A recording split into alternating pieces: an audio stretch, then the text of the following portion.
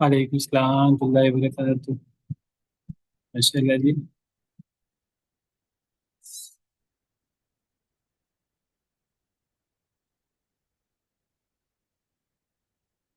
کافی لمبا گیپ ہو گیا۔ اللہ تعالیٰ صحت دے، عافیت دے۔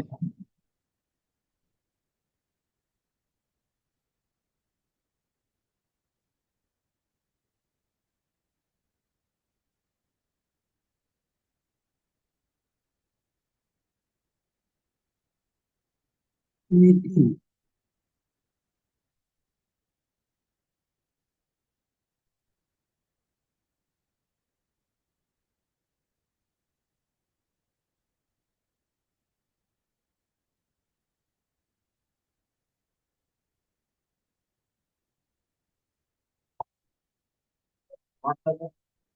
جی۔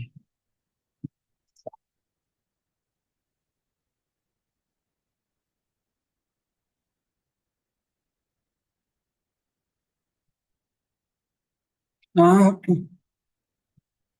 آپ کی میں نماز کتنے بجے ہے؟ میں نے 8 بجے۔ اچھا۔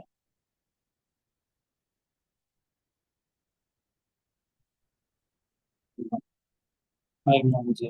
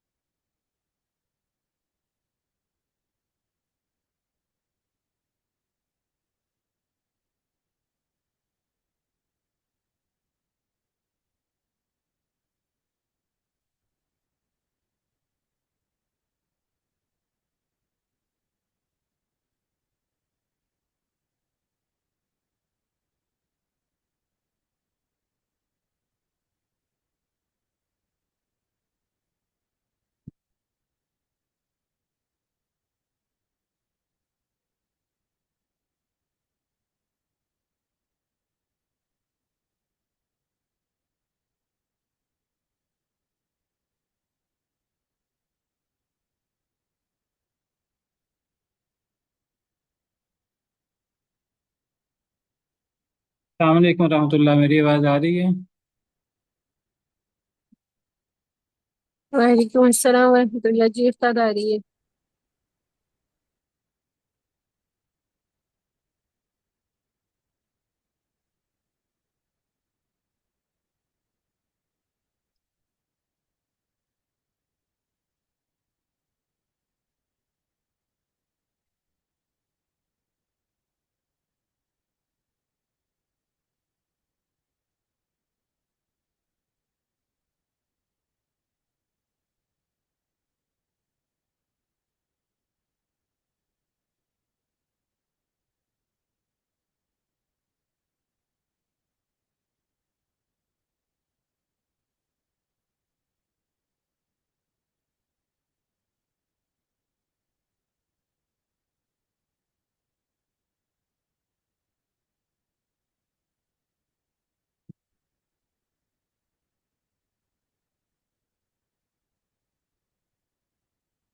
الحمد للہ رب العالمین، والصلاة والسلام علی اشرف الانبیاء والمرسلین، اما بعد فاعوذ باللہ من الشیطان الرجیم، من حمزه ونفخه ونفثه، بسم اللہ الرحمن الرحیم۔ رب اشرح لي صدري ويسر لي أمري واحلل عقدة من لساني يفقه قولي، اللهم انفعنا بما علمتنا وعلمنا ما ينفعنا وزدنا علما، فبشر عباد الذين يستمعون القول فيتبعون أحسنه، أولئك الذين هداهم الله وأولئك هم أولو الألباب. أعوذ بالله من الشيطان الرجيم. بسم الله الرحمن الرحيم. ويا قوم ما لي أدعوكم إلى النجاة وتدعونني إلى النار.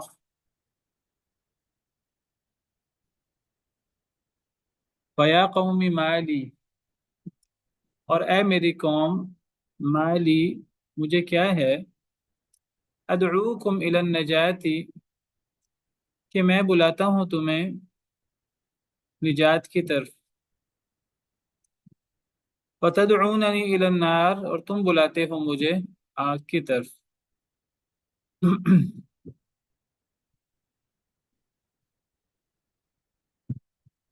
آل فرعون میں سے ایک شخص ایمان لے آیا تھا جس کو مومن آل فرعون کہتے ہیں، اور اس نے اپنا ایمان چھپایا ہوا تھا فرعون کے ڈر سے، اس کے ظلم و ستم کے ڈر سے. لیکن ایک موقع پر اسے رہا نہ گیا اور اس نے اپنا ایمان ظاہر کیا، سیدنا موسیٰ علیہ السلام کی حمایت کی. جس طرح سورہ یاسین میں ہمیں اصحاب القریہ کا قصہ ملتا ہے، وہاں بھی اللہ نے 2 نبی بھیجے تھے، پھر ایک تیسرا نبی بھی بھیجا. قوم والوں نے سب کچھ جھٹلایا، تو ایک شخص جس کو حبیب نجار کہا جاتا ہے، اس نے پھر کھڑے ہو کر رسولوں کی حمایت میں بات کی، قوم کے عقائد کے خلاف بات کی. سورہ یاسین میں اس کا قصہ موجود ہے. وجاء رجل من اقصى المدینة يسعى قال یا قوم اتبعوا المرسلین. اسی طرح یہ ایک شخص تھا، یہ قبطی لوگوں میں سے، فرعون کے خاندان میں سے، فرعون کے لشکر میں سے ایک شخص تھا. تو اس سے پھر صبر نہ ہو سکا، اور پھر اس نے جو ہے وہ پھر حضرت موسیٰ علیہ السلام کی حمایت کی، اور فرعون کی باتوں کا جواب دیا، اور اس نے ذکر کیا کہ آپ لوگوں کا طور طریقہ غلط ہے اور صحیح طریقہ، صحیح بات وہی ہے تو سیدنا موسیٰ علیہ السلام فرما رہے ہیں. تو 1.5 صفحے سے پیچھے سے یہ قصہ جاری ہے. بہترین باتیں جو اس شخص نے کہیں، اللہ تعالیٰ نے ان کو قرآن کریم میں محفوظ فرما دی ہے. تو اس شخص کی دعوت جاری ہے. تو یہ کہتا ہے وَيَا قَوْمِ، اے میری قوم، مَا لِي، مجھے کیا ہے، ادعوکم الی النجاة، کہ میں تمہیں بلاتا ہوں نجات کی طرف، وتدعوننی الی النار، تم بلاتے ہو مجھے آگ کی طرف. یعنی کتنی عجیب بات ہے کہ تم مجھے آگ کی طرف بلا رہے ہو، غلط رستے کی طرف بلا رہے ہو، اور میں تمہیں نجات کی طرف بلا رہا ہوں. تم اپنے آپ کو بڑا ترقی یافتہ اور بڑا مال و دولت والا، بڑی عقل والا سمجھتے ہو، لیکن کتنی عجیب بات ہے کہ تمہاری ساری کی ساری باتیں، تمہارے سارے کے سارے طریقے وہ غلط ہیں. دنیا میں بھی ان کا انجام غلط ہے، اور آخرت میں وہ سراسر آگ میں لے جائیں گے، دنیا اور آخرت تباہ کر دیں گے. جس کی طرف تم بلاتے ہو، جس کی طرف فرعون اور فرعون کے پیچھے لگنے والے وہ بلاتے ہیں، تو وہ تو آگ کی طرف لے کے جا رہے ہیں. اور میں تمہیں سیدنا موسیٰ علیہ السلام کے جس رستے کے بارے میں بات کر رہا ہوں، ان کی حمایت کر رہا ہوں، تو وہ نجات کی طرف، یہ چیز نجات کی طرف بلاتی ہے. میں تمہیں نجات کی طرف بلا رہا ہوں. نجات کیا چیز ہے؟ نجات سے مراد آخرت، اور دنیا اور آخرت میں یعنی اچھی زندگی، آخرت میں نجات اللہ کے عذاب سے. اللہ کے عذاب سے آخرت میں نجات کیسے ہوگی؟ جب انسان دنیا میں ایمان لائے گا، تو جب انسان دنیا میں نبی کی پیروی کرے گا، سیدنا موسیٰ علیہ السلام کی، سیدنا موسیٰ علیہ السلام کے دور کی بات ہے. تو کہتا ہے یہ شخص کہ تمہارے پاس مال و دولت اور اسباب ہیں، اقتدار ہیں، تو اس کا مطلب یہ نہیں تمہاری ہر بات صحیح ہو۔ اور اگر حضرت موسیٰ علیہ السلام بنی اسرائیل میں سے ہیں، ایک کمزور قوم کا ایک فرد ہیں، میں حضرت موسیٰ علیہ السلام کی حمایت کر رہا ہوں، ہمارے پاس بہت زیادہ مال و اسباب نہیں ہیں دنیا کے، لیکن کوئی بھی غور کرنے والا جو سرسری انداز سے غور کرے تو حیران ہو جائے گا کہ تم ہمیں غلط سمجھتے ہو، حالانکہ ہم تمہیں نجات کی طرف بلا رہے ہیں، میں تمہیں نجات کی طرف بلا رہا ہوں، اور تم مجھے، ہمیں، تم آگ کی طرف بلا رہے ہو۔ میری دعوت اس کا نتیجہ نجات ہے، میں تمہیں اللہ پر ایمان کی طرف بلاتا ہوں، آخرت پر ایمان کی طرف بلاتا ہوں، سیدنا موسیٰ علیہ السلام کی پیروی کی طرف بلاتا ہوں، اور اس کا انجام وہ آخرت میں نجات ہوگا۔ اور تمہاری دعوت کا انجام آگے، تم، یعنی ان کی دعوت کیا تھی فرعون کی اور اس کے سرداروں کی، جس کا انجام آگ ہے، وہ ایمان کے بالمقابل ہے، وہ کفر ہے، وہ شرک ہے، وہ غیر اللہ کی دعوت ہے، غیر اللہ کی عبادت کی۔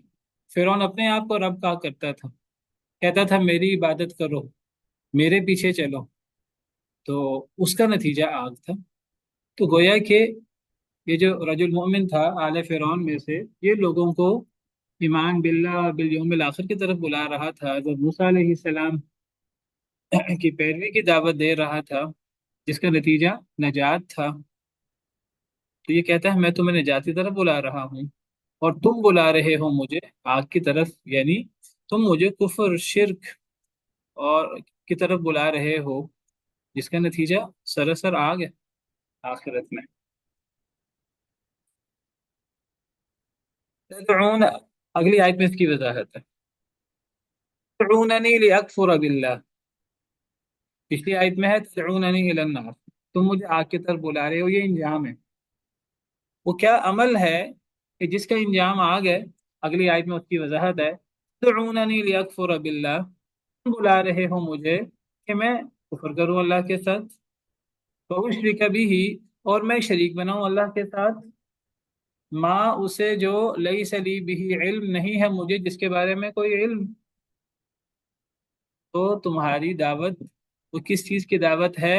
وہ کفر باللہ، کفر بالیوم الآخر، کفر بموسیٰ کی دعوت ہے۔ تمہاری دعوت کس چیز کی دعوت ہے؟ تمہاری دعوت شرک کی دعوت ہے، اللہ کو چھوڑ کر جو اس کائنات کا خالق، مالک، رازق ہے، اس اکیلا معبود ہے، معبود برحق ہے۔ تو تمہاری دعوت یہ ہے کہ فرعون کو رب مانا جائے، اللہ کے علاوہ اوروں کی عبادت کی جائے، اپنی خواہش پرستی کی جائے، تو تم مجھے کفر کی طرف اور تم مجھے شرک کی طرف بلاتے ہو، جس کا نتیجہ آگ ہے۔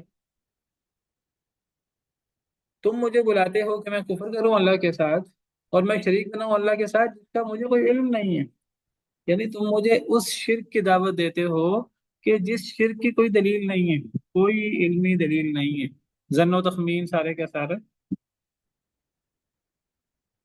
اور ظن و تخمین کی کیا حیثیت ہے؟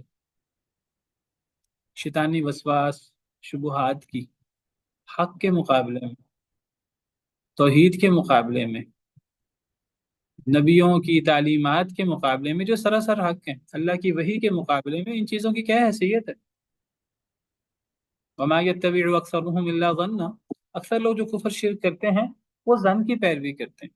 ان الظن لا یغنی من الحق شیئا، ظن، یہ وسوسے، شبہات، یہ شیطان کی طرف سے آتے ہیں، یہ حق کے مقابلے میں کوئی فائدہ نہیں دیتے۔ ان اللہ علیم بما یفعلون، اللہ بہت جاننے والا ہے اسے جو تم عمل کرتے ہو۔ تو تم مجھے اللہ کے ساتھ کفر کی دعوت دے رہے ہو، تم مجھے اللہ کے ساتھ اسے شریک بنانے کی دعوت دے رہے ہو جس کا میرے پاس کوئی علم ہی نہیں ہے۔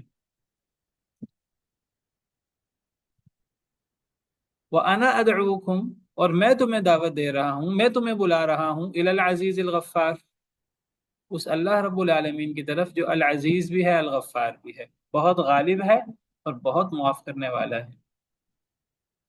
میں تمہیں اللہ العزیز الغفار کی طرف بلا رہا ہوں، اور جو بندہ اللہ العزیز الغفار کا دامن ہاتھ سے پکڑ لیتا ہے، اللہ کی عبادت کرتا ہے، اللہ کے سامنے سر جھکا دیتا ہے، نجات اس کا مقدر بن جاتی ہے،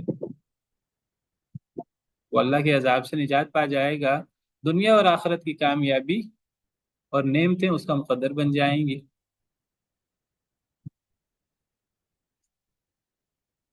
اللہ رب العالمین کی طرف میں تمہیں بلاتا ہوں، وہ اللہ جو العزیز ہے، الغفار ہے، جو بہت غالب ہے۔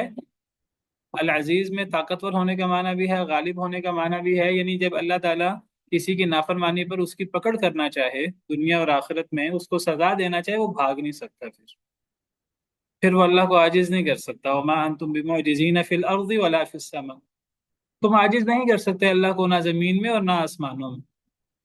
یا معشر الجن والانس ان استطعتم ان تنفذوا من اقطار السماوات والارض فانفذوا لا تنفذون الا بسلطان، ہے جنوں انسانوں کی جماعت، اگر تم طاقت رکھتے ہو کہ تم زمین و آسمان کے کناروں سے بھاگ جاؤ تو بھاگ جاؤ، لا تنفذون الا بسلطان، تم نہیں نکل سکتے مگر طاقت کے ساتھ، سلطان کے ساتھ، اور وہ طاقت ہے نہیں کسی کے پاس اللہ کے بالمقابل۔ تو میں تمہیں اس العزیز اللہ رب العالمین کی طرف بلا رہا ہوں، تم اس سے بچ کر کہاں جاؤ گے اس کی نافرمانی کر کے۔ الغفار جو بہت بخشنے والا ہے، کن لوگوں کے لیے؟ جو اللہ پر ایمان لاتے ہیں، جو اللہ کے سامنے توبہ کر لیتے ہیں، سر جھکا دیتے ہیں، اللہ ان کی ساری کمیاں کوتاہیاں معاف کر دیتے ہیں، وہ دنیا گناہوں کی بھر کر لے آئیں، اللہ اس سے بڑی مغفرت لے آتے ہیں۔ قل یا عبادی الذین اسرفوا علی انفسهم لا تقنطوا من رحمت اللہ ان اللہ یغفر الذنوب جميعا، اللہ تو سارے گناہ معاف کر دیتے ہیں، کوئی اللہ کی طرف توبہ کر کے تو دیکھے، رجوع کر کے تو دیکھے۔ تو اللہ ایمان والوں کے لیے، توبہ کرنے والوں کے لیے بہت بخشنے والے ہیں، ہر بڑے سے بڑا گناہ بھی معاف کر دیتے ہیں، کوئی توبہ کر لے، لیکن اگر کوئی توبہ نہ کرے، اللہ کے ساتھ کفر کرے، اللہ کے ساتھ شریک بنائے، تو پھر اللہ العزیز ہے، پھر کوئی اللہ کی پکڑ سے پھر بچ نہیں سکتا۔ میں تمہیں اس اللہ کی طرف بلا رہا ہوں جس کے غضب سے ڈرنا بھی چاہیے اور جس کی رحمت کی امید بھی کرنی چاہیے، اور جس کے ساتھ لو لگانے سے، تعلق بنانے سے نجات ملتی ہے، اور جس کے ساتھ کفر کرنے سے اور جس کے ساتھ شرک کرنے سے انسان آگ کا مستحق ٹھہرتا ہے، والعیاذ باللہ، اور وہ آگ وہ دنیا کی آگ کی طرح نہیں ہے، بڑی سخت قسم کی آگ ہے، اور ہمیشہ ہمیشہ کے لیے، والعیاذ باللہ۔ کتنا بہترین تقابل ہے، اتنی سیدھی سیدھی سی بات ہے جو یہ شخص کر رہا ہے، اور دین اتنا ہی سیدھا ہے اور اتنا ہی واضح ہے، اس کو اصل میں شبہات اور شکوک و شبہات کے اندر شیطانی وسواس، لوگ ظن و تخمین کا شکار ہوتے ہیں، لوگ ان چیزوں کو بھول جاتے ہیں۔ سیدھی سی بات ہے، دین کا رستہ وہ اللہ کا رستہ ہے، وہ نجات کا رستہ ہے، اور دین کے علاوہ جو رستہ ہے، اپنی خواہش پرستی کا رستہ ہو، کفر کا رستہ ہو، شرک کا رستہ ہو، یہ سراسر آگ کا رستہ ہے، یہ سراسر اللہ کی ناراضگی کا رستہ ہے، اور اس کا نتیجہ آگ ہے، اور آگ کے علاوہ کچھ نہیں۔ لا جرم ان ما تدعونني الیہ لیس له دعوة فی الدنیا ولا فی الآخرہ،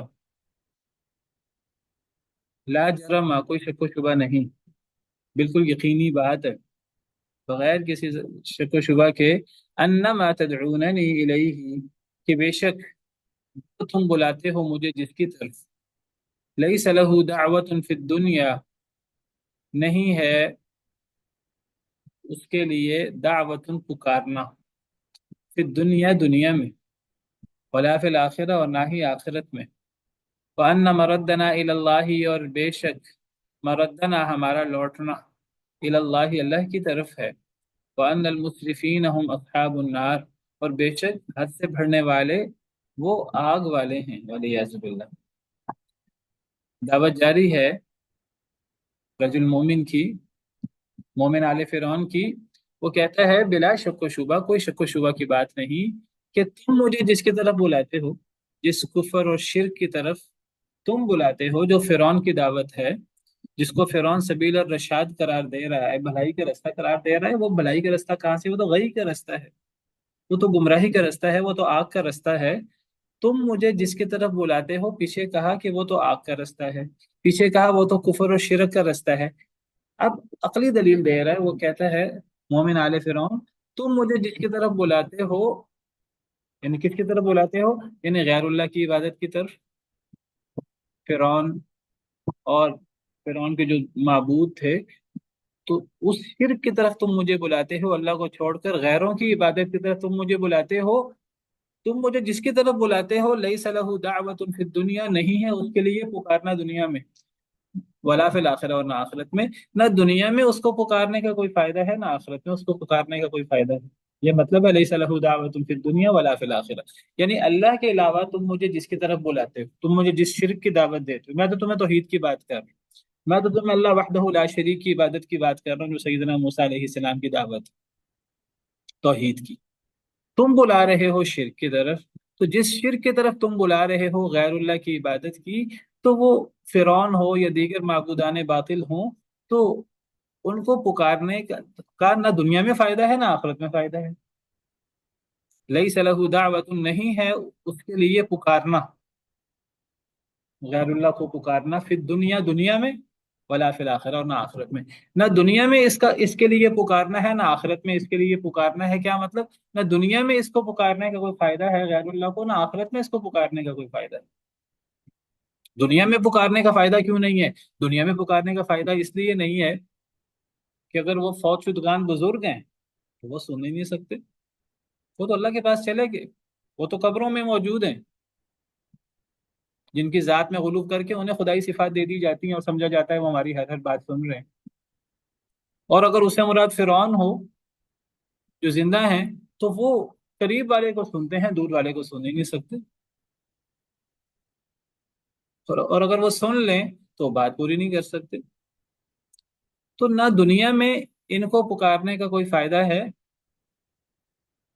قرآن کریم اللہ نے جگہ جگہ اس موضوع کو واضح کیا ہے کہ اللہ کے علاوہ جن کو پکارا جاتا ہے، وہ جتنے بڑے نبی ہوں، وہ جتنے بڑے ولی ہوں، وہ جتنے اللہ کے برگزیدہ ہوں، تو دنیا میں نہ آخرت میں ان کو پکارنے کا کوئی فائدہ ہے۔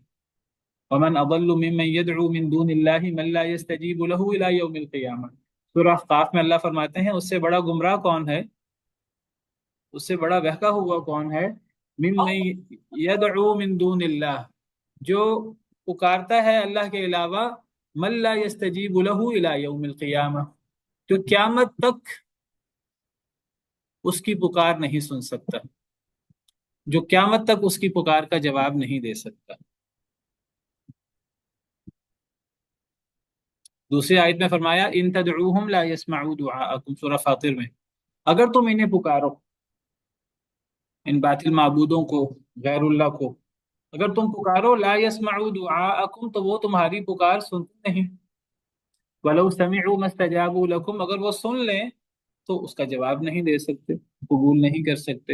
ویوم القیامت یکفرون بشرککم، اور قیامت کے دن تمہارے شرک کا انکار بھی کر دیں گے۔ نہ دنیا میں فائدہ ہے ان کو پکارنے کا، وہ سنتے ہی نہیں ہیں، اگر سن لیں تو جواب نہیں دے سکتے، اور نہ آخرت میں کوئی فائدہ ہے، آخرت میں تمہارے دشمن بن جائیں گے جب انہیں پتہ لگے گا کہ تم اللہ کو چھوڑ کر انہیں پکارتے تھے، کیونکہ انہوں نے کبھی غیر اللہ کی دعوت دی نہیں، نہ انہوں نے خود غیر اللہ کو پکارا، نہ انہوں نے کبھی لوگوں کو یہ کہا کہ ہمیں اللہ کے علاوہ پکارو یا کسی اور کو اللہ کے علاوہ پکارو، تو قیامت کے دن تمہارے دشمن بن جائیں گے۔ قیامت کے دن جن کو پکارا جاتا تھا دنیا میں، وہ سارے پکارنے والوں کے دشمن ہوں گے۔ اذ تبرأ الذین اتبعوا من الذین اتبعوا، جب برات کا اظہار کر دیں گے قیامت کے دن وہ لوگ جن کی پیروی کی گئی تھی ان لوگوں سے جنہوں نے پیروی کی تھی۔ ورأوا العذاب، عذاب کو دیکھیں گے، وتقطعت بهم الاسباب، سارے تعلق ناطے واسطے ٹوٹ جائیں گے۔ یہ بات اللہ نے قرآن کریم میں کئی جگہ فرمائی ہے، یہاں بھی اللہ تعالیٰ یہی فرما رہے ہیں مومن آل فرعون کی زبانی۔ وہ کہتا ہے بلا شک و شبہ تم مجھے جس کی طرف بلاتے ہو تو اس کو پکارنا، نہ دنیا میں اس کا کوئی فائدہ ہے نہ آخرت میں اس کا کوئی فائدہ ہے۔ دنیا اور آخرت میں صرف اللہ کو پکارنے کا فائدہ ہے، صرف اللہ کو پکارنا حق ہے، لہو دعوت الحق، سورہ رات میں اللہ فرماتے ہیں صرف اللہ کو پکارنا حق ہے۔ ایک منٹ صرف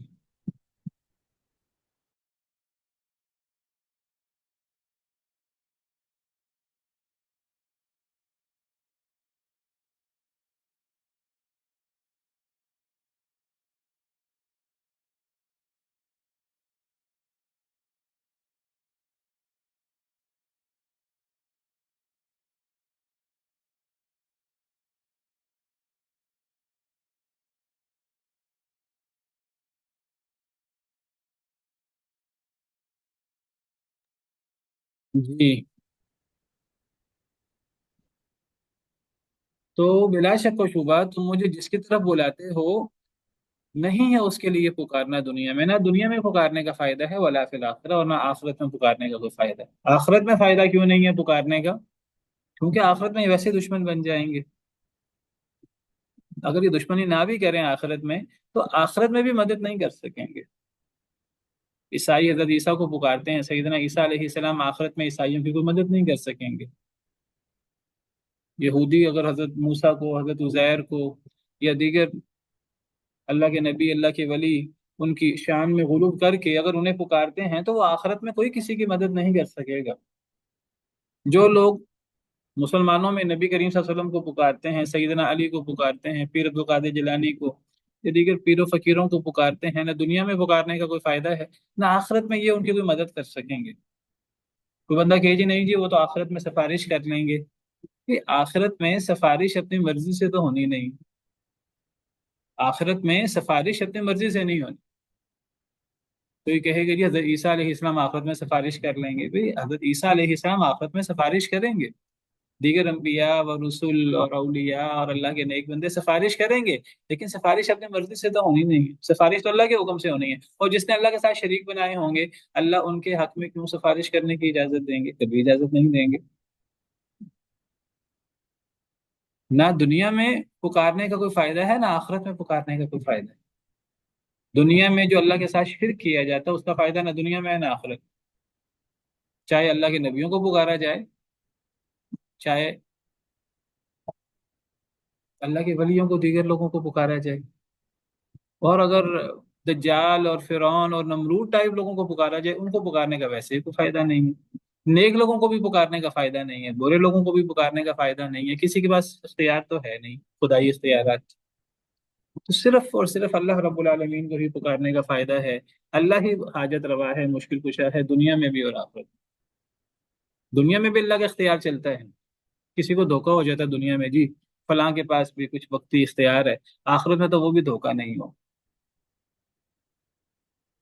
سراسر سارے اختیار اللہ کے پاس ہوں گے۔ دنیا میں بھی سارے اختیار اللہ کے پاس ہیں، دنیا میں کچھ لوگوں کو دھوکا ہو جاتا ہے۔ بلا شک و شبہ تم بلاتے ہو مجھے جس کی طرف، جس شرک کی طرف، جس غیر اللہ کی عبادت کی طرف، تو نہیں ہے اس کو پکارنا نہ دنیا میں نہ آخرت میں، اس کو پکارنے کا نہ دنیا میں فائدہ ہے نہ آخرت میں فائدہ ہے۔ وَأَنَّ مَرَدَّنَا إِلَى اللَّهِ، اور بے شک ہمارا لوٹنا اللہ کی طرف ہے۔ جس اللہ کو ناراض کر کے، جس اللہ کے ساتھ کفر کر کے، جس اللہ کو چھوڑ کر غیر اللہ کو پکار کر شرک کر کے تم شرک کر رہے ہو، کفر کر رہے ہو، لوٹنا تو آخرکار اللہ کی طرف ہے۔ دنیا میں بھی اللہ کا حکم چلتا ہے اور آخرت میں بھی اللہ کے پاس ہی جانا ہے، تو اس اللہ کا سامنا پھر کیسے ہوگا؟ ہر شخص نے اللہ کے پاس جانا ہے، کوئی شخص بچ نہیں سکے گا۔ اللہ نے ایک ایک شخص کو شمار کر رکھا ہے، ایک ایک شخص کو گن رکھا ہے اللہ نے، اور ہر شخص اللہ کے حضور حاضر ہوگا۔ وَأَنَّ مَرَدَّنَا إِلَى اللَّهِ، ہم سب کا لوٹنا ہے اللہ کی طرف۔ وَأَنَّ الْمُسْرِفِينَ هُمْ أَصْحَابُ النَّارِ، اور بے شک حد سے بڑھنے والے وہ آگ والے ہیں۔ حد سے بڑھنے والے خواہ وہ کافر ہوں، اپنے کفر میں حد سے بڑھ گئے ہوں، خواہ وہ مشرک ہوں، دیگر اللہ کے نافرمانیاں کرنے والے ہوں، جو بھی حد سے بڑھنے والے ہیں اللہ کی نافرمانی میں، کفر میں، شرک میں، وہ آگ میں جائیں گے۔ جہاں تک کفر کرنے والے، شرک کرنے والے ہیں، وہ تو ہمیشہ ہمیشہ کے لیے آگ میں جائیں گے۔ جہاں تک اگر کوئی ایمان لایا ہے، موحد ہے، لیکن پھر بھی اگر اس سے کبیرہ گناہ، وہ گناہوں میں اسراف کرتا ہے، تو وہ بھی وقتی طور پہ آگ میں جلا جائے گا۔ پھر اللہ تعالیٰ اس کو آگ سے نجات دے دیں، یا اللہ تعالیٰ نیک لوگوں سے کی سفارش کی وجہ سے اللہ تعالیٰ انہیں آگ سے نکال دیں، وہ اللہ کی مرضی ہے۔ حد سے بڑھنے والوں کے لیے اللہ نے آگ تیار کر رکھی ہے، ولیعذ باللہ۔ یہ ہے دعوت مومن آل فرعون کی۔ تذکرون ما اقول لکم، ان قریب تم یاد کرو گے جو میں تمہیں کہتا تھا۔ ایک ایک بات سچی، ایک ایک حرف سونے کے پانی سے لکھا جانے والا، اور یہی دعوت سیدنا موسیٰ علیہ السلام کی، اس کی دعوت کو اس نے سیدنا موسیٰ علیہ السلام کی تائید کی، تو کہتا ہے میری بات مان لو، اگر میری بات نہیں مانو گے تو تم میری بات کو یاد کرو گے. جب تم پہ عذاب آئے گا دنیا میں تب بھی یاد کرو گے کاش کہ ہم بات مان لیتے. اور قبر میں آخرت میں تمہیں بار بار میری بات یاد آئے گی. ستذکرون، پس ان قریب تم یاد کرو گے، ما اقول لکم، جو میں تمہیں کہتا تھا. وَأُفَوِّضُ أَمْرِي إِلَى اللَّهِ، اور میں سپرد کرتا ہوں اپنا معاملہ اللہ کی طرف. اس کو پتا تھا کہ میں نے فرعون کے بالمقابل بات کر کے، فرعون کے خلاف بات کر کے، میں نے ان کی نظروں میں بہت بڑی گستاخی کی ہے، بہت بڑا جرم کیا ہے. لیکن اس نے کہا کہ کوئی بات نہیں، میں اپنا معاملہ اللہ کے سپرد کرتا ہوں. میں نے اللہ کے لیے یہ کام کیا ہے، اللہ کے بھروسے پر یہ کام کیا ہے. مجھے اللہ پر بھروسہ ہے، میں اپنا معاملہ اللہ کے سپرد کرتا ہوں. ان اللہ بصیر بالعباد، بے شک اللہ تعالیٰ دیکھنے والا ہے بندوں کو. اللہ تعالیٰ تمہیں بھی دیکھ رہا ہے، اللہ مجھے بھی دیکھ رہا ہے، میری بات سن رہا ہے، تمہارے اعمال کو دیکھ رہا ہے. میں نے اپنا معاملہ اللہ کے سپرد کر دیا ہے. اب تم میرے ساتھ جو بھی کرتے ہو تو میرا اللہ پہ توکل ہے. اگر اللہ کا حکم ہوگا، اللہ مجھے بچائیں گے تو اللہ مجھے بچا لیں گے، تم میں سے کوئی میرا بال بھی بھیکا نہیں کر سکے گا. اور اگر اللہ نے میری موت لکھی ہے تو میری موت آ جائے گی، مجھے تم تکلیف دے سکو گے، ورنہ تم مجھے کوئی تکلیف نہیں دے سکو گے. میں نے اپنا معاملہ اللہ کے سپرد کر دیا ہے، میں نے اللہ پر توکل کیا ہے. اور اللہ تعالیٰ اپنے بندوں کو دیکھ رہا ہے، اللہ ہمیں دیکھ رہا ہے، دیکھ رہا ہے. کتنی بڑی بہادری ہے اور کتنا اللہ پر ایمان اور یقین ہے. جب اس نے اللہ پر توکل کیا، اللہ پر اپنا معاملہ چھوڑا، تو اللہ فرماتے ہیں فَوَقَاهُ اللَّهُ سَيِّئَاتِ مَا مَكَرُوا، بس بچا لیا اس کو اللہ نے ان بری چیزوں سے جو انہوں نے مکر کیا. وحاق بآل فرعون سوء العذاب، اور گھیر لیا آل فرعون کی آل کو، فرعون کے رشتہ داروں کو، جو بھی حضرت موسیٰ علیہ السلام پر ایمان نہیں لائے تھے. گھیر لیا آل فرعون کو سوء العذاب، برے عذاب نے. اللہ فرماتے ہیں کہ فرعون ناراض تو بڑا ہوا اس سارے معاملات کو دیکھ کر، لیکن فرعون اور فرعون کے لشکر والے اور آل فرعون وہ اس شخص کو نقصان نہیں پہنچا سکے. اس شخص نے اللہ پر اپنا معاملہ چھوڑا تھا، اللہ پہ توکل کیا تھا، تو اللہ اس کی امیدوں پر پورا اترے اور اللہ نے اس کی حفاظت کی. اور فرعون اپنی اپنے اقتدار اور اپنے ساری طاقت اور اپنے سارے لشکر کے ساتھ بھی اس شخص کو کوئی نقصان نہیں دے سکا، بلکہ فرعون اللہ کے بدترین عذاب کا شکار ہو گیا، فرعون بھی اور فرعون کے لشکر والے بھی. یہ کیسے ہوا؟ فرعون اور اس کے سرداروں نے اس کو تکلیف دینے کی، سزا دینے کی، قتل کرنے کی کوشش کی. کیا ہوا کیا نہیں ہوا وہ تفصیلات ہمارے سامنے نہیں ہیں، واللہ عالم. لیکن اللہ نے بتا دیا کہ اللہ نے اس کو بچا لیا. فرعون اور فرعون کے لشکر والے اسے کوئی نقصان نہیں پہنچا سکے، بلکہ فرعون اور فرعون کے لشکر والے آل فرعون گھیر لیا آل فرعون کو برے عذاب نے، وہ خود اللہ کے عذاب کا شکار ہوئے.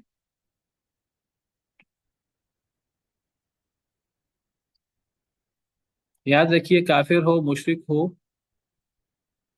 تو دنیا میں بھی اللہ کی طرف سے پکڑ ان پر آتی ہے، اور آخرت میں تو اللہ کی پکڑ ان پر آنی ہی ہے. قبر میں اور آخرت میں، دنیا میں بھی ان پر اللہ کی پکڑ آتی ہے.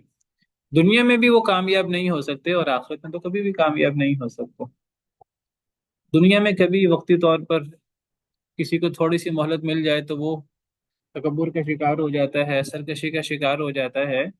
تو وہ اللہ نے مہلت دی ہوتی ہے، وہ اللہ کا تحمل ہے، وہ اللہ نے مہلت دی ہے. وہ اللہ کی طرف سے دی گئی مہلت لوگوں کے لیے بہت بڑی آزمائش بن جاتی ہے. وہ سمجھتے ہیں کہ ہم صحیح ہیں، اسی لیے تو اللہ کی طرف سے پکڑ نہیں آ رہی، بلکہ وہ اپنے پاس مال و دولت اور اپنے اقتدار کو بعض دفعہ دلیل کے طور پہ پیش کرتے ہیں. اگر ہم غلط ہیں تو اللہ ہماری پکڑ کیوں نہیں کرتا؟ اگر تم صحیح ہو، ہم غلط ہیں، تو تمہارے پاس دنیا کی نعمتیں کیوں نہیں ہیں؟ ہمارے پاس تم سے زیادہ نعمتیں کیوں ہیں؟ کئی لوگ اس قسم کے دلائل پیش کرتے ہیں. حالانکہ اللہ نے کہیں بھی نہیں فرمایا کہ جو مسلمان ہوگا اس کے پاس دنیا کی نعمت زیادہ ہوگی اور کافر کو اللہ تعالیٰ مہلت دے کر دنیا کی نعمتیں نہیں دے گا. یہ ضروری نہیں ہے کہ اللہ تعالیٰ دنیا کے اندر اللہ مومنوں کو سارے انعام دے دے اور اللہ تعالیٰ کفار پر ساری سزائیں دنیا میں پوری کر دے، فوری اللہ کی طرف سے سزا آ جائے، ضروری نہیں ہے۔ دنیا میں اللہ تعالیٰ مہلت دے دیتے ہیں، دنیا دارالابتلاء ہے، دارالامتحان ہے۔ دنیا میں اللہ کا نافرمان اس کو مہلت ملی ہو تو ظاہراً اس کے پاس مال و دولت، اقتدار اور دیگر دنیا کی نعمتیں ہو سکتی ہیں، اور اللہ کا نبی، اللہ کا ولی، وہ دنیاوی طور پر، وہ اللہ کے نافرمانوں سے دنیاوی طور پر کمتر بھی ہو سکتا ہے، دنیا کی نعمتوں کے اعتبار سے۔ باقی جہاں تک دل کا مسئلہ ہے، روحانی مسئلہ ہے، تو دل کا اطمینان وہ ایمان والوں کو ہی نصیب ہوتا ہے، روحانیت ایمان والوں کو ہی نصیب ہوتی ہے۔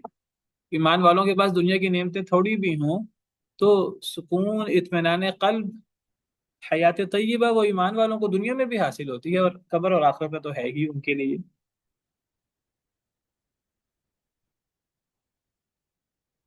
تو کیا اللہ تعالیٰ فرماتے ہیں وَمَن يَعْمَلْ مِنَ الصَّالِحَاتِ مِنْ ذَكَرٍ أَوْ أُنثَىٰ وَهُوَ مُؤْمِنٌ فَلَنُحْيِيَنَّهُ حَيَاةً طَيِّبَةً من عمل صالحا من ذکر او انثى وهو مؤمن فلنحيينه حیاتا طیبہ، جو بھی عمل کرے نیک، خواہ مرد ہو خواہ عورت، اور وہ مخلص ہو، ہم اسے پاکیزہ زندگی عطا کریں گے، یعنی دنیا میں۔ وَلَنَجْزِيَنَّهُمْ أَجْرَهُمْ بِأَحْسَنِ مَا كَانُوا يَعْمَلُونَ، اور البتہ ہم بدلہ دیں گے انہیں ان کا بدلہ، اس اچھا ترین بدلہ جو وہ عمل کرتے تھے۔ آخرت میں بھی انہیں بہترین بدلہ ملے گا، دنیا میں بھی انہیں پاکیزہ زندگی نصیب ہوگی۔ اور کافر لوگ دنیا میں بھی ناکام ٹھہرتے ہیں آخر کار، وقتی طور پر اگر ان کے پاس مال و دولت ہو، اقتدار ہو، تعداد زیادہ ہو تو انہیں دھوکہ ہو جاتا ہے۔ کفار مکہ بڑا کہتے تھے کہ ہماری تعداد زیادہ ہے، نحن جمیع منتصر، ہم زیادہ تعداد میں ہیں، ہم غالب آ جائیں گے۔ اللہ تعالیٰ فرماتے تھے سیہزم الجمع ویولون الدبر، اللہ نے فرمایا ان قریب یہ جو سارا اکٹھ ہے یہ شکست کھا جائے گا، ان قریب یہ پیٹھے پھیر کر بھاگیں گے، اور ایسا ہی ہوا جنگ بدر کے موقع پر، دیگر جنگوں کے موقع پر۔ دنیا میں بھی آخر کار کافر کو شکست ہوتی ہے، کافر مغلوب ہوتا ہے، اور آخرت تو ہے ہی ایمان والوں کی۔ آخرت میں، قبر میں، آخرت میں تو کفار کے لیے کچھ بھی نہیں ہے۔ دنیا میں انہیں بعض دفعہ اللہ کی طرف سے ڈھیل ملتی ہے تو دھوکہ ہو جاتا ہے، لیکن آخر کار دنیا میں بھی کفار ہی مغلوب ہوتے ہیں۔ قل للذین کفروا ستغلبون وتحشرون الی جہنم، اے اللہ کے نبی صلی اللہ علیہ وسلم کفار سے کہہ دیجئے ان قریب تم ہی مغلوب ہوگے اور تم ہی اکٹھے کیے جاؤ گے جہنم میں، وَلَبِئْسَ الْمِہَادُ، بہت ہی برا ٹھکانہ ہے۔ دنیا میں بھی اللہ تعالیٰ آخر کار غلبہ متقی لوگوں کو، ایمان والوں کو دیتے، وَالْعَاقِبَةُ لِلْمُتَّقِينَ، اللہ فرماتے ہیں انجام متقین کا ہی ہے، دنیا میں بھی اور آخرت میں بھی۔ انجام متقین کا ہے، ایمان کا دعویٰ کرنے والوں کا نہیں ہے۔ جو حقیقت میں متقی ہیں، حقیقت میں ایمان والے ہیں، انجام ان کا ہے۔ وَأَنْتُمُ الْأَعْلَوْنَ إِن كُنتُم مُؤْمِنِينَ، تم ہی غالب ہوگے اگر تم مومن ہو۔ آج ہم دیکھتے ہیں کہ بڑا ظلم زیادتی ہو رہی ہے مشرق وسطیٰ میں، فلسطین میں، اور اسرائیل اور یہودی بڑا ظلم کر رہے ہیں۔ اس کے پیچھے ہمارے بدعمالیاں ہیں ہم مسلمانوں کی۔ اگر ہم حقیقی ایمان والے ہوتے تو یہ کیفیت نہ ہوتی، لیکن اس کے باوجود ہماری بدعمالیاں تو ہیں ہی، لیکن اس کا مطلب یہ نہیں ہے کہ یہ غلبہ انہی کے پاس رہے گا، اور ان کا ظلم دیر تک چلتا رہے گا، نہیں، ایسا نہیں ہے۔ آخر کار انہیں شکست ہوگی۔ مسلمان اگر اللہ کی طرف لوٹیں گے تو انہیں شکست ہو کر رہے گی، یہ اللہ کا وعدہ ہے۔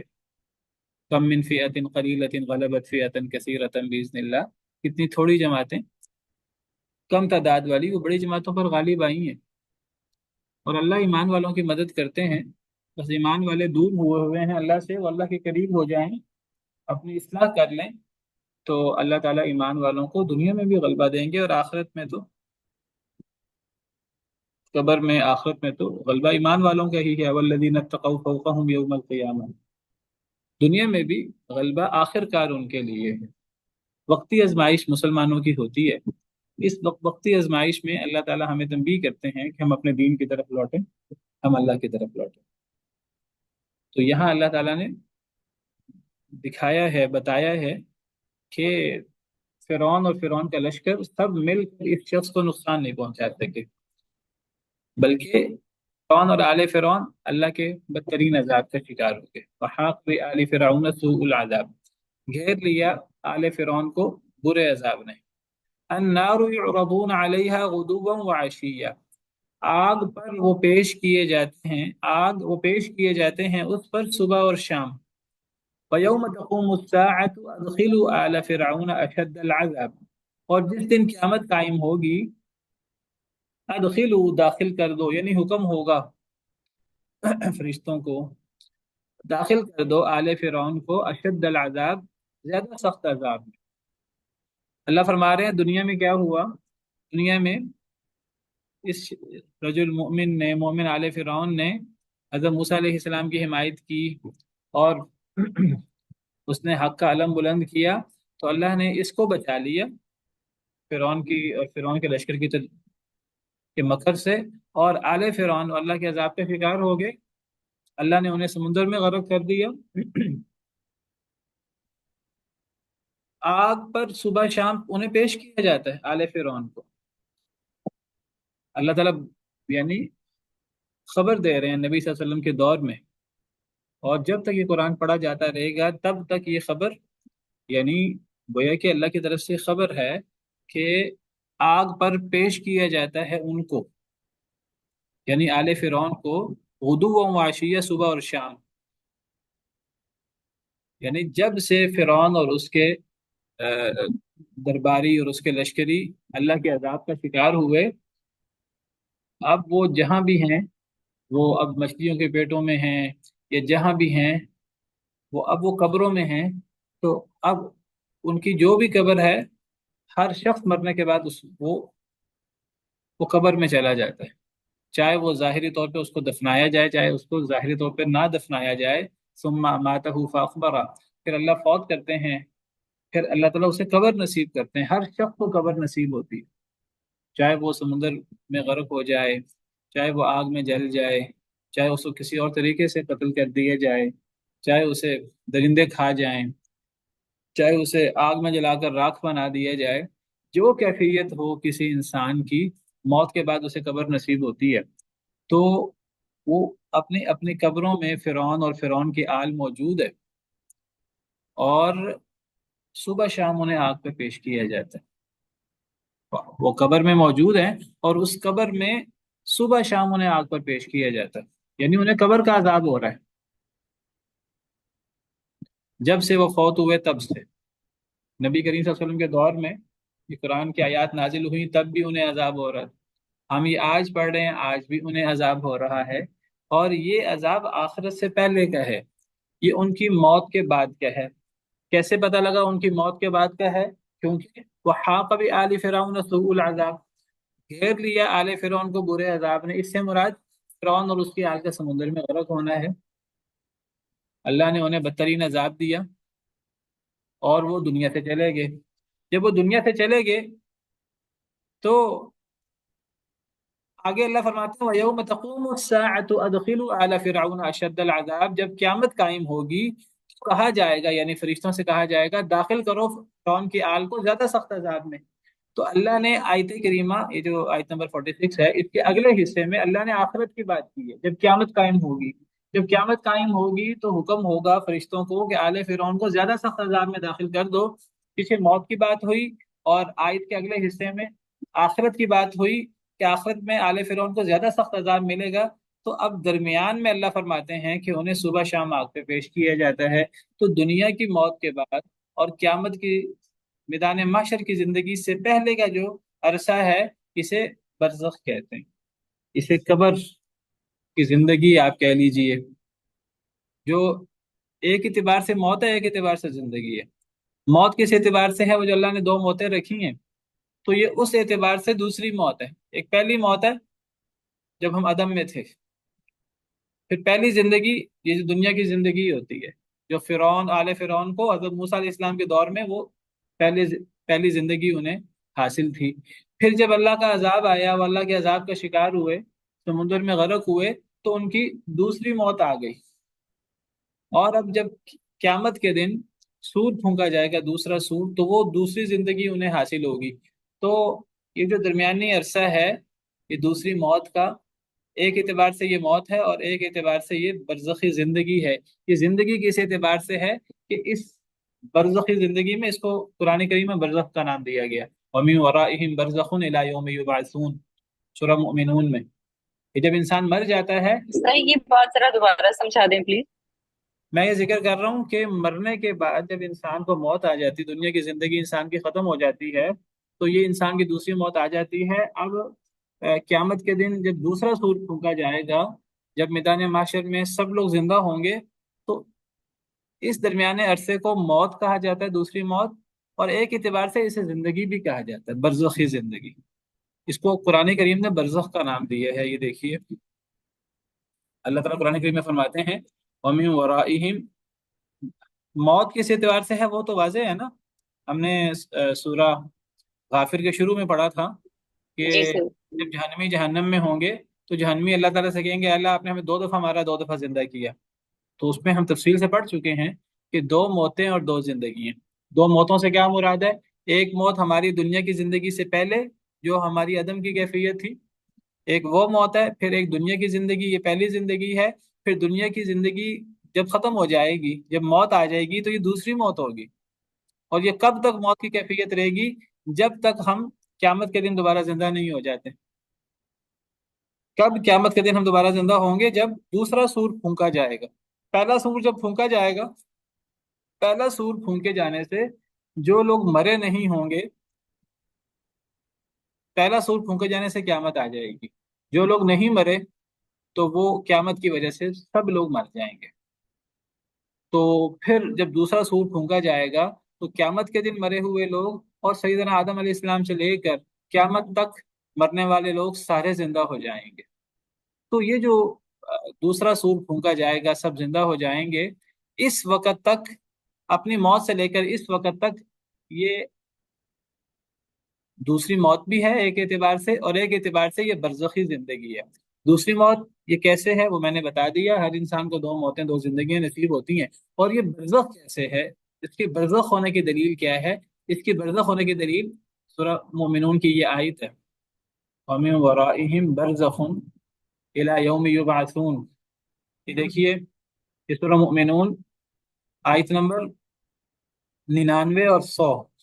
اللہ فرماتے ہیں حتی اذا جاء احدهم الموت، حتیٰ کہ جب آ جاتی ہے ان میں سے کسی ایک کو موت، کسی کو بھی موت آ جائے۔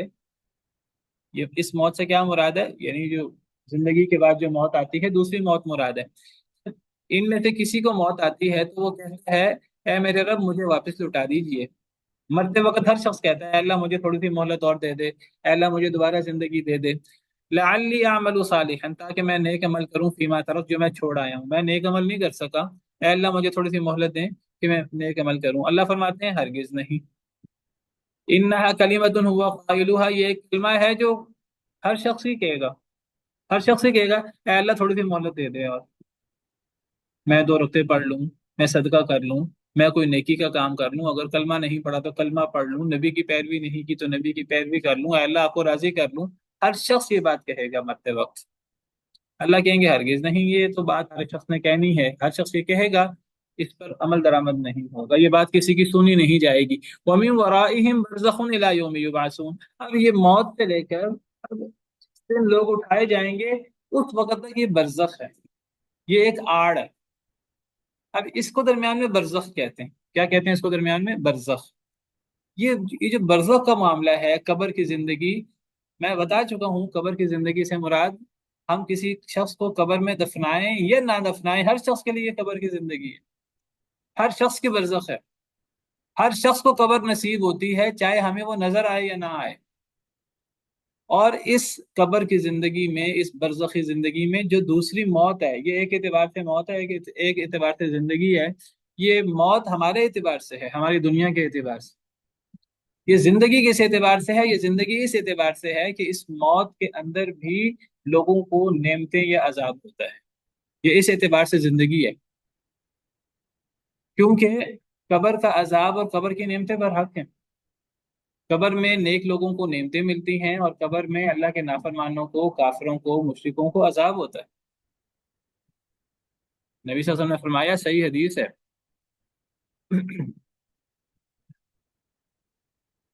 صحیح بخاری کی حدیث ہے کہ نبی صلی اللہ علیہ وسلم نے فرمایا، اذا مات احدکم عرض علیہ مقعده غدوة وعشیہ، جب تم میں سے کوئی شخص مر جاتا ہے، پیش کی جاتی ہے پیش کیا جاتا ہے اس پر اس کا ٹھکانہ، صبح شام، جو بھی اس کا ٹھکانہ ہے۔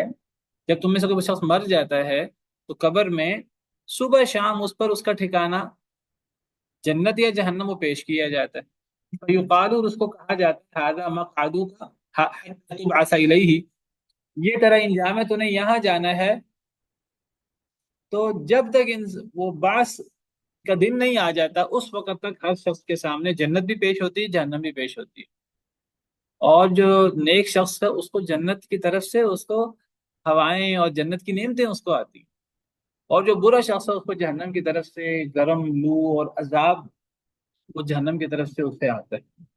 اور اس کے علاوہ بھی قبر میں سوال ہوتے ہیں، نیک شخص اس کے صحیح جواب دیتا ہے، اور پھر اس کے لیے قبر تحت نگاہ پھیلا دی جاتی ہے، جس طرح احادیث مبارکہ میں آتا ہے، اور اس کے لیے جنت کی طرف سے دروازہ کھل جاتا ہے، جنت کے بچھونے بچھا دیے جاتے ہیں قبر میں۔ اور جو برا شخص ہے تو جب وہ سوالوں کے جواب نہیں دیتا منکر نکیر کے، تو قبر اس کے لیے تنگ ہو جاتی ہے، اس کی پستیاں آپس میں ایسے مل جاتی ہیں، اور اس سے پھر جہنم کا لباس پہنا دیا جاتا ہے، جہنم کا فرش بستر بچھا دیا جاتا ہے، جہنم کا دروازہ کھول دیا جاتا ہے، اور وہ عذابوں کا شکار ہوتا ہے۔ تو قبر کا عذاب، قبر کی نعمتیں یہ برحق ہیں۔ بہت سارے لوگ ہیں جو انکار کرتے ہیں اس کا۔ کیوں انکار کرتے ہیں؟ کہتے ہیں کہ جی کئی دفعہ کسی کی قبر کھل جاتی ہے، کئی دفعہ سیلاب وغیرہ آتا ہے، کوئی اور معاملہ ہوتا ہے، پرانی قبر کھولی جاتی ہے، تو ہمیں تو نہیں نظر آتا کہ کسی شخص پہ کوئی عذاب ہوا ہو۔ یہ معاملات اصل میں دنیاوی معاملات نہیں ہیں، ہمیں اس کا پتہ نہیں لگتا۔ اگر ہمیں پتہ نہیں لگتا تو اس کا مطلب یہ نہیں ہے کہ ایسا نہیں ہوتا۔ ایک شخص دنیا میں سو رہا ہوتا ہے، سوتے سوتے کیا خواب دیکھ رہا ہوتا ہے، اور خواب میں اس پر کیا بیت رہی ہے، ہمیں کئی دفعہ نہیں اندازہ ہو رہا ہوتا۔ کئی دفعہ اس سے کچھ اثرات ہمیں اس کے جسم پہ نظر آتے ہیں، وہ خوشی میں ہوتا ہے یا وہ خوف میں ہوتا ہے، تو کئی دفعہ سوتے سوتے اس پر اس کے اثرات ظاہر ہوتے ہیں، کئی دفعہ نہیں ظاہر ہوتے۔ دیکھنے والے شخص کو محسوس نہیں ہوتا کہ یہ اچھا یا برا خواب دیکھ رہا ہے کہ نہیں دیکھ رہا۔ اور اگر کوئی شخص جاگ بھی رہا ہو تو یعنی جاگتے ہوئے کوئی شخص اگر بہت خوش ہے، بہت فرد محسوس کر رہا ہے یا بہت تکلیف محسوس کر رہا ہے، ہر شخص اس کی خوشی یا اس کی تکلیف محسوس نہیں کر سکتا۔ ہم انسان اتنے کمزور ہیں، ہمارے سامنے کوئی شخص خوشی میں ہے، ہمیں نہیں پتا وہ کتنی خوشی میں ہے اور کتنا خوش ہے، ہم اس کی خوشی کو پوری طرح محسوس نہیں کر سکتے، اور وہ کتنا تکلیف میں ہے ہمیں یہ بھی نہیں پتا ہوتا۔ وہ تکلیف کی وجہ سے ہاتھ پاؤں ہلاتا ہے، بے قراری کا اظہار کرتا ہے، اس کی وجہ سے اگر ہمیں کوئی اندازہ ہو، تھوڑا بہت اندازہ ہو، ورنہ کسی کی حقیقی تکلیف کو ہم محسوس نہیں کر سکتے۔ اس کی تکلیف ہم نہیں اندازہ کر سکتے کہ یہ شخص تھوڑی تکلیف میں، زیادہ تکلیف میں ہے، وہ منہ سے بتاتا ہے، وہ جتنا بتا سکتا ہے اس سے ہم تھوڑا بہت اندازہ کر لیتے ہیں۔ یعنی ہم جب زندہ ہیں دنیاوی زندگی میں، ہم دنیاوی زندگی میں دوسرے کی خوشی اور دوسرے کی تکلیف کو صحیح طرح ادراک نہیں کر سکتے۔ وہ سو رہا ہوتا ہے تو اس کے خواب میں کیا دیکھ رہا ہے، وہ اچھی چیزیں دیکھ رہا ہے، بری چیزیں دیکھ رہا ہے، خوفناک، ہم اس کا ادراک نہیں کر سکتے۔ تو مرنے کے بعد جب وہ ایک شخص دنیا کے جہان سے نکل چکا ہے، عالم دنیا سے نکل چکا ہے، عالم برزخ میں جا چکا ہے، اور ہمیں اس عالم برزخ کا ہمیں پتہ نہیں، ہم ناقص ہیں۔ اللہ نے شہیدوں کے بارے میں کہا کہ شہید زندہ ہوتے ہیں، ان کو مردہ نہ کہو، انہیں رزق دیا جاتا ہے، وہ زندہ ہوتے ہیں، تمہیں شعور نہیں۔ تو ہمیں یہ قبر کے معاملات کا نہیں پتہ لگتا۔ ہمیں نہ پتہ لگنے کا مطلب یہ نہیں ہے نہیں ہوتا، جب اللہ فرماتے ہیں ایسا ہوتا ہے، اور اللہ کی طرف سے اللہ کے نبی صلی اللہ علیہ وسلم نے فرمایا، قرآن و حدیث سے ہمیں پتہ لگتا ہے، تو ہمیں اللہ کی باتوں پر ایمان لانا ہے، یقین کرنا ہے، کیونکہ اللہ کی باتیں سچی ہیں، نبی کریم صلی اللہ علیہ وسلم کی باتیں سچی ہیں، نبی کریم صلی اللہ علیہ وسلم نے جو فرمایا وحی کی روشنی میں فرمایا۔ تو کتنی احادیث ہیں، کتنی آیات ہیں جن سے پتہ لگتا ہے کہ قبر کا عذاب ہے، جس میں یہ آیت کریمہ بہت واضح ہے۔ اللہ فرماتے ہیں فرعون، آل فرعون کے بارے میں کہ صبح شام انہیں آگ پر پیش کیا جاتا ہے۔ یہ تکلیفوں میں ہے قبر میں، یہ وہ تکلیف نہیں ہے جو قیامت کے دن جہنم میں جا کر ہوگی۔ وَيَوْمَ تَقُومُ السَّاعَةُ، جس دن قیامت قائم ہوگی تو کہا جائے گا، یعنی فرشتوں سے کہا جائے گا ادخلوا آل فرعون اشد العذاب، اب آل فرعون کو زیادہ سخت عذاب میں داخل کر دو۔ قبر میں وہ اتنے سخت عذاب میں نہیں ہوں گے جو جہنم میں سخت، زیادہ سخت عذاب ہوگا۔ جہنم میں تو براہ راست وہ آگ میں ہوں گے، قبر میں تو صبح شام ان کو آگ پر پیش کیا جاتا ہے۔ تو قبر کا عذاب برحق ہے۔ بہت سارے لوگ ہیں جو مسلمان کہلاتے ہیں، جو کافر ہیں وہ تو مانتے نہیں ہیں، نہ مانے۔ کئی لوگ اپنے کو مسلمان کہلاتے ہیں جی، وہ کہتے ہیں جی اصل میں قبر کا عذاب کو نہیں مانتے، وہ کہتے ہیں کہ ہمیں نظر نہیں آتا، قرآن کریم میں صراحت نہیں ہے، احادیث مبارکہ سے ضمنی ہوتی ہیں، ہمیں ان احادیث مبارکہ میں شک ہے، قرآن سے ثابت کرو۔ قرآن سے بھی ثابت ہوتا ہے۔ یہ جو لوگ اس قسم کی باتیں کرتے ہیں منکرین حدیث، وہ صرف حدیث کے منکر نہیں ہیں، وہ حدیث کے ساتھ ساتھ قرآن کے بھی منکر ہیں۔ حدیث کا انکار کرتے ہیں، اس کیوں حدیث کا انکار کرتے ہیں؟ کیونکہ حدیث قرآن کی تشریح کرتی ہے۔ وہ اصل میں قرآن کی منمانی تفسیر کرنا چاہتے ہیں، وہ قرآن کی وہ تفسیر جو حدیث میں موجود ہے، قرآن کی اس تفسیر کو بھی نہیں مانتے۔ تو وہ صرف حدیث کے بارے میں شکوک و شبہات کے شکار نہیں ہیں، وہ حدیث کے ساتھ ساتھ قرآن کے بھی منکر ہیں۔ اب منکرین حدیث جو ہیں وہ عذاب قبر کے منکر۔ اب یہ قرآن کی آیت ہے، وہ اس آیت کا بھی انکار کر دیتے۔ قرآن کریم کی اور آیتوں سے بھی قبر کا عذاب ثابت ہوتا ہے۔ قوم نوح کے بارے میں اللہ فرماتے ہیں سورہ نوح میں مما خطیئاتہم اغرقوا فادخلوا نارا، اپنی خطاؤں کی وجہ سے انہیں غرق کر دیا گیا۔ قوم نوح کے بارے میں ہے فادخلوا نارا، فا فوری کے معنی میں آتا ہے، تو انہیں آگ میں داخل کر دیا گیا۔ ولم یجدوا لهم من دون اللہ انصارا، اور انہوں نے کوئی اپنا مددگار نہیں پایا اللہ کے بالمقابل۔ تو آگ میں داخل کر دیے گئے سے مراد قبر کا عذاب ہے۔ اسی طرح قرآن کریم میں ہے وَلَنُذِيقَنَّهُم مِّنَ الْعَذَابِ الْأَدْنَىٰ دُونَ الْعَذَابِ الْأَكْبَرِ۔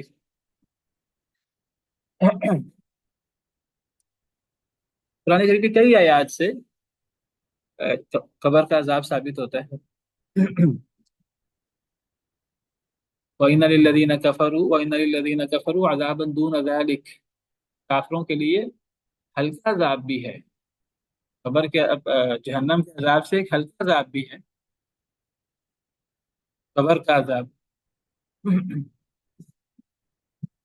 تو قرآن کریم سے بھی یہ ثابت ہے، سورہ طور وَإِنَّ لِلَّذِينَ ظَلَمُوا عَذَابًا دُونَ ذَلِكَ، اور بے شک ظالموں کے لیے ایک عذاب ہے، اس عذاب سے ہلکا، قیامت کے دن کا جو عذاب ہے اس سے ہلکا۔ وَلَٰكِنَّ أَكْثَرَهُمْ لَا يَعْلَمُونَ، اکثر لوگ جانتے نہیں۔ تو قرآن کریم کی کئی آیات سے بھی یہ ثابت ہے، اور احادیث مبارکہ تو اس سلسلے میں بڑی واضح اور بڑی صریح ہے۔ تو فرمایا کہ آگ پر انہیں صبح شام پیش کیا جاتا ہے، اور جس دن قیامت قائم ہوگی تو کہا جائے گا داخل کر دو آل فرعون کو زیادہ سخت عذاب میں، والعیاذ باللہ۔ پھر آگے اب اللہ تعالیٰ قیامت کی بات کر رہے ہیں، قیامت کے دن ان کا عذاب کتنا سخت ہوگا، اور قیامت کے دن یہ ایک دوسرے کو مورد الزام ٹھہرائیں گے۔ جو سردار لوگ ہیں، جو کمزور لوگ ہیں، جو فرعون کی پیروی کیا کرتے تھے، وہ فرعون اور سرداروں کو مورد الزام ٹھہرائیں گے، اور فرعون اور جو سردار ہیں وہ جواب دیں گے نہیں نہیں، تم بھی برابر کے مجرم ہو۔ یہ مکالمہ کئی مرتبہ قرآن کریم میں اللہ نے ذکر کیا ہے، تو یہ انشاءاللہ ہم کل پڑھیں گے بشرط زندگی۔